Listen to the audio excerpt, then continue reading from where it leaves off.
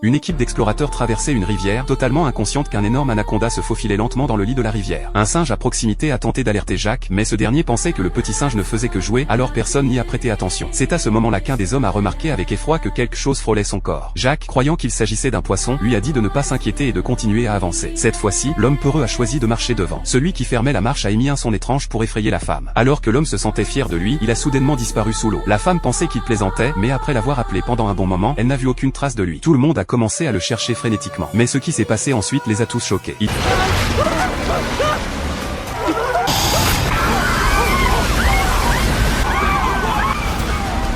tremblaient de peur face à la scène qui venait de se dérouler sous leurs yeux. Cependant, ils se sont rendus compte qu'ils n'avaient plus aucune échappatoire, car lorsqu'ils étaient arrivés, ils avaient été pris dans des rapides et leur bateau s'était écrasé dans une cascade, se brisant sur le coup. Dans cette situation extrêmement dangereuse, s'ils ne trouvaient pas un moyen de partir, ils deviendraient tous les proies de l'anaconda. Ils ont immédiatement abandonné l'idée de chercher le trésor. Jacques a utilisé le peu de batterie qui lui restait pour appeler immédiatement son ami, espérant que le vieil homme viendrait rapidement les chercher. Mais pour cela, il devait marcher pendant 5 heures afin de rejoindre le bateau du vieil homme. Cependant, en marchant dans cette jungle inconnue, ils étaient constamment confrontés à toutes sortes de peurs et de défis. C'est alors que l'homme a remarqué avec effroi qu'il y avait quelque chose d'anormal sur le cou de son compagnon.